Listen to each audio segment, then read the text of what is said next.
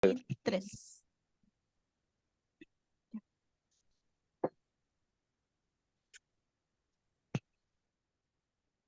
Muy buenos días, estimados colegas. El día de hoy les hablaremos sobre la evaluación por competencias. Siguiente, por favor. Los integrantes son Alicia, Leonardo, Sayuri y quien les habla, Kiara. Siguiente, por favor. Nuestro índice es que les hablaremos sobre los conceptos de evaluación y competencia y lo que es la definición de evaluación por competencia, la relación entre evaluación de aula y evaluación nacional, la importancia, las características, las ventajas y desventajas y el análisis del área de aprendizaje del área de comunicación. Siguiente, por favor. Pero antes de hablar sobre los conceptos, acá tenemos a Vygotsky, que quien conocemos es parte también del constructivismo que está formado por distintos autores como Ausubel, como Vygotsky, como Piaget. Y él nos indica, lo que un niño puede hacer hoy con ayuda, será capaz de hacerlo por sí mismo mañana. Como bien sabemos, Vygotsky tiene su teoría, que es la zona de desarrollo próximo, que nos indica que son las habilidades que ya posee el niño y lo que pueda llegar a aprender a través de la guía o el apoyo brindado por un adulto. En este caso, los docentes. Siguiente, por favor. Ahora, evaluación. Es un proceso de recogida de evidencias a través de actividades de aprendizaje y de formulación de valoraciones sobre la medida y la naturaleza de progreso del estudiante, según unos resultados de aprendizaje esperados.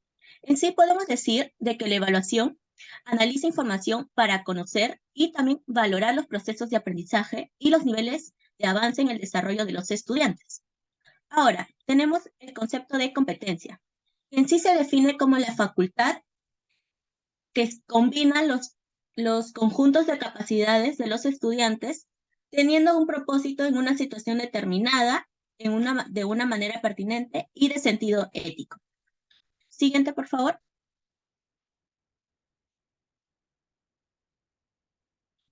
Bien.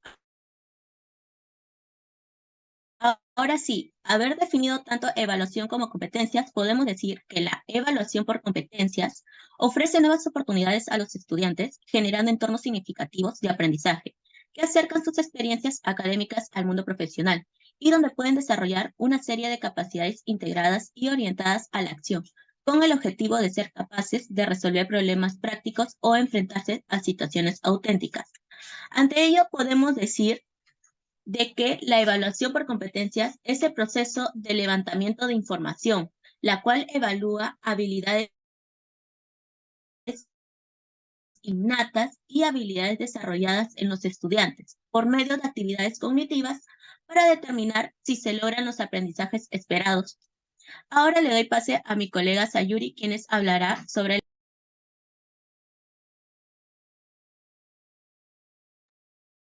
Continuando con la exposición referente a la relación entre evaluación de aula y evaluación nacional, como todos conocemos, el CNE, el Currículo Nacional de Educación Básica Regular, nos muestra cómo es la evaluación del aula y nacional. Todo ello tiene una relación de acuerdo a los estándares de aprendizaje. La evaluación del aula. En el primer punto tenemos evalúa toda la competencia y si se realiza adecuadamente, puede ser mucho más rica en apreciación de procesos de aprendizaje, dificultades y logros. Justamente aquí va todo lo que nosotros como docentes deberíamos hacer dentro del aula, ¿no? Deberíamos tener una coordinación adecuada para que los estudiantes puedan entender mejor y de esa manera su proceso de aprendizaje no va a tener dificultades, sino va a tener logros, ¿no? El segundo punto, permite hacer seguimiento al progreso individual y retroalimentación oportuna para producir cambios en el aprendizaje de los estudiantes y mejorar la enseñanza. Aquí nosotros como docentes lo que vamos a hacer es hacer un seguimiento, una retroalimentación a cada uno de los estudiantes de manera individual, ¿no? Esto hace también de que el estudiante vea en qué ha fallado o cuál es el punto a mejorar. ¿Para qué? Para que cada uno de los estudiantes tenga una mejora en su enseñanza. Tercer punto, ofrece información a nivel aula, pero no un panorama de lo que ocurre a nivel del conjunto del sistema educativo. Como sabemos, cada uno de los docentes nos encontramos dentro del aula, dentro del plantel educativo. Estamos evaluando dentro de ello todo lo que son sus competencias, sus capacidades, sus habilidades de cada uno de los estudiantes, ¿no? Pero no podemos nosotros no podemos evaluar qué es lo que está pasando en el Ministerio de Educación. Podemos saber algunos conceptos, pero no sabemos realmente qué es lo que pasa dentro del Ministerio de Educación, dentro de la UGEL, ¿no? Esa parte justamente dice que nosotros tenemos un panorama dentro del aula, pero no lo que ocurre a nivel del conjunto del sistema educativo. El cuarto punto, usa una diversidad de técnicas e instrumentos de evaluación adaptables a la necesidad de los estudiantes. Cada estudiante, cada docente tiene que adaptar su instrumento de evaluación de acuerdo al lugar o el contexto donde se encuentran, ¿no? Donde están elaborando. No va a ser lo mismo para los centros educativos rurales y como para los centros educativos que se encuentran en la capital. Vamos con la evaluación nacional. Evalúa algunos desempeños de las competencias, pero no pueden ni pretender dar cuenta de todas las competencias. El segundo punto, permite reportar resultados a nivel del aula de la institución educativa, a nivel local y regional, en relación al promedio nacional, con la finalidad de retroalimentar el sistema educativo y definir políticas para el mejoramiento. En el Ministerio de Educación manda a cada UGEL o los especialistas, y los especialistas están por niveles, nivel inicial, primaria y secundaria, y cada uno de ellos tiene correspondencia en el área, puede ser en matemática, comunicación, en otros cursos más. Entonces ellos tienen que acercarse y estar dentro de la institución educativa, y el docente le brinda informes, y eso es lo que ellos hacen llegar, ¿no? Eso lo reportan ante la UGEL, y ahí ven para qué es lo que debemos mejorar para el año siguiente, o qué políticas tienen que definir, qué estrategias tienen que tomar, ¿no? Para el año siguiente, para que el sistema educativo esté en mejor condición o en una mejora continua. El tercer punto, ofrece un panorama de lo que ocurre a nivel del conjunto del sistema educativo. Como ya habíamos mencionado, en la evaluación del aula, el docente no se involucra mucho en lo que es el sistema educativo, ¿no? Al nivel. Pero en el caso de la evaluación nacional, sí se involucra o ve todo el panorama, lo que ocurre en el conjunto del sistema educativo. Entonces, justamente por ellos toman o planifican estrategias, planifican cómo lo van a hacer para que cada uno de los centros educativos tengan una mejora. En el cuarto punto, utiliza por lo general instrumentos estandarizados que pueden ser aplicados de manera masiva, por ejemplo, pruebas de lápiz y papel, ¿no? Es justamente lo que vemos, el Currículo Nacional de Educación Básica Regular nos da a conocer cuáles son los instrumentos que nosotros debemos aplicar. Pero eso es de forma masiva. Nosotros como docentes ya tenemos que adaptarlo al contexto en donde nosotros nos encontramos. Continuamos con la exposición con mi colega Alicia.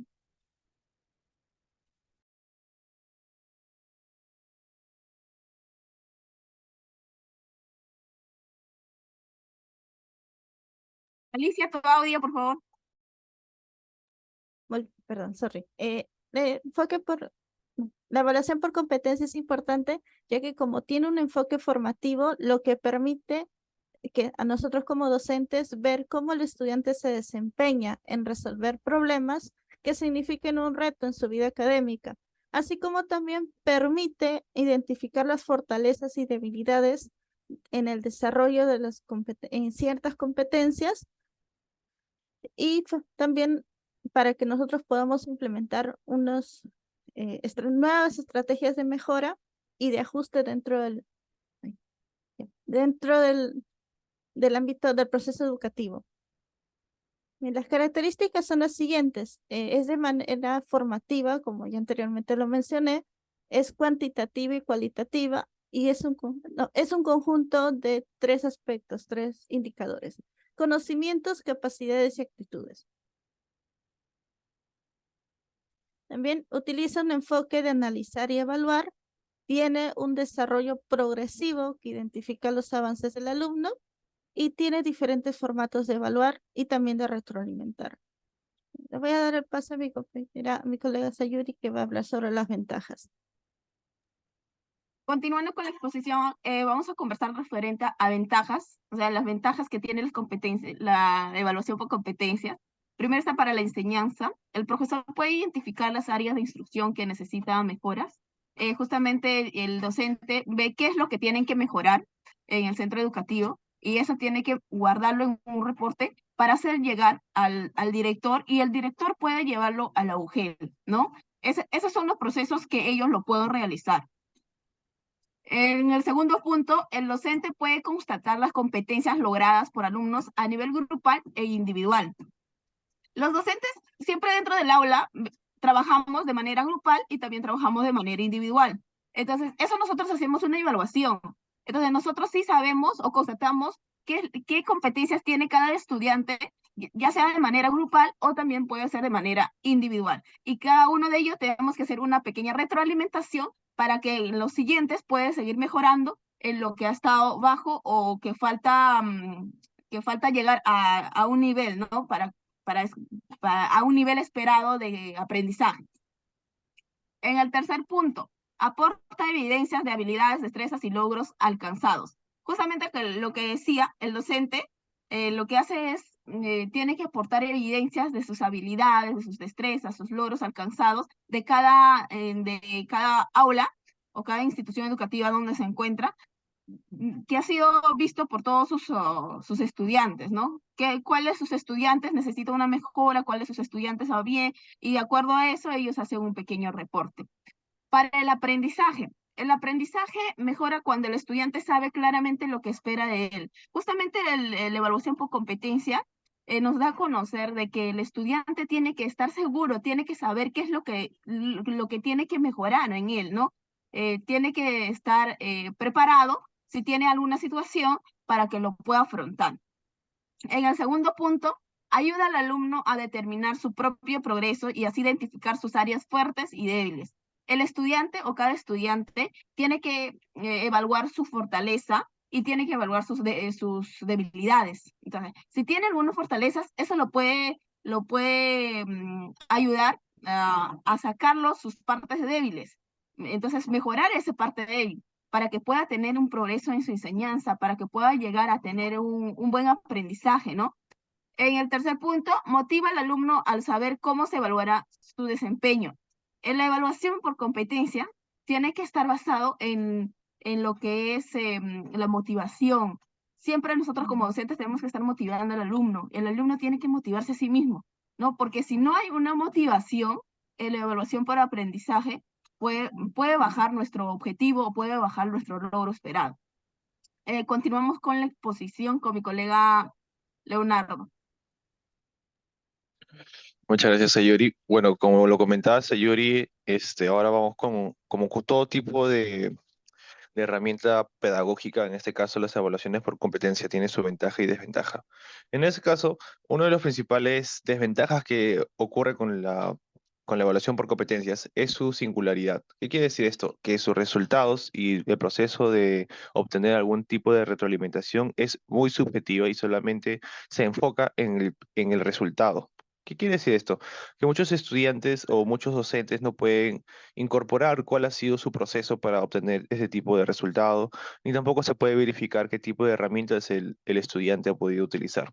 De esta manera, esa es una de las desventajas por su subjetividad al momento de desarrollarse en las salones de clases. En segundo lugar, está el escaso conocimiento y obviamente se refleja en invertir mucho tiempo y esfuerzo para diseñar el portafolio.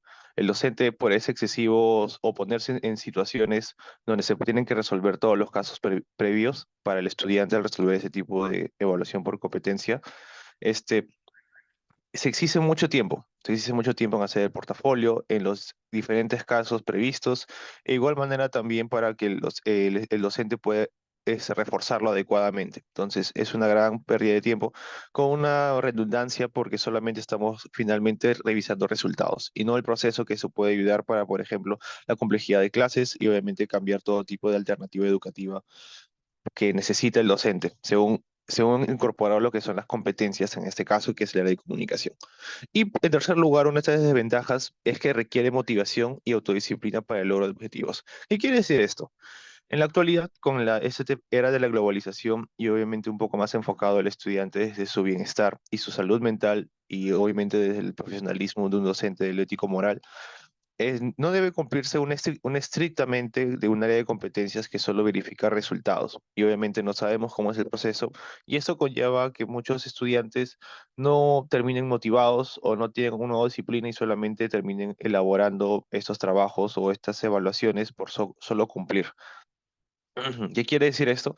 Que muchos estudiantes no trabajan o son totalmente concentrados o atentos a ese tipo de evaluaciones porque no les termina considerando una motivación, debido a las evaluaciones por competencia que solamente son resultados tradicionales y evaluaciones que no enfocan totalmente todo lo que se desea buscar en lo que es el CNB, que es un perfil de egreso. Y bueno, esas son las tres desventajas que en nuestro grupo hemos considerado como las más importantes. Y finalmente pasamos al siguiente, por favor, el análisis del aprendizaje. En este caso, el CNB nos presenta el área de comunicaciones que está dividido en diferentes tipos de competencias. En este caso, las más básicas es escribe, no, escribe en su lengua materna, se comunica en su lengua materna y lee en su lengua materna. En este caso, por ejemplo, también podemos observar que existe la segunda lengua como el castellano y el inglés como lengua extranjera.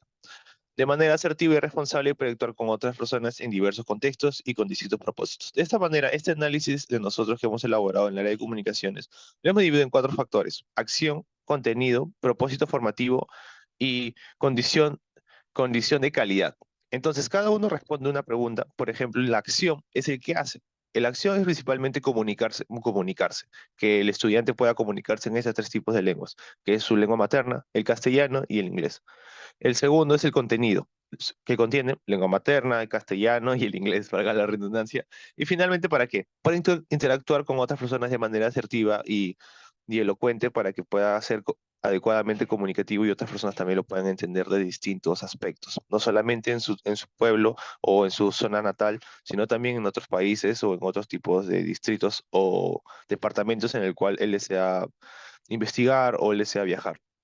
Y finalmente la condición de calidad es cómo lo hace. Eso ya depende de nosotros en diversos contextos y con distintos propósitos. Tenemos diferentes tipos de elaboraciones, como por ejemplo exposiciones, lecturas en frente de clases, también ensayos, porque al final son 3 competencias que ellos tienen que terminar calificando adecuadamente, que es el lee, se comunica y escribe. Bueno, esto ya sería parte de lo que sería el análisis de aprendizaje y solo quería agradecer por su tiempo y su atención. Sí, y la última página. Digo, Alicia, pasa página. Alicia. Gracias. En este final, obviamente, todas estas referencias va en mano con el Ministerio de Educación del Perú, con el CNB, que es el Currículo Nacional de Educación. Así que cualquier información extra que ustedes desean implementarlo o saber, lo pueden saber en ese mismo documento. Muchas gracias.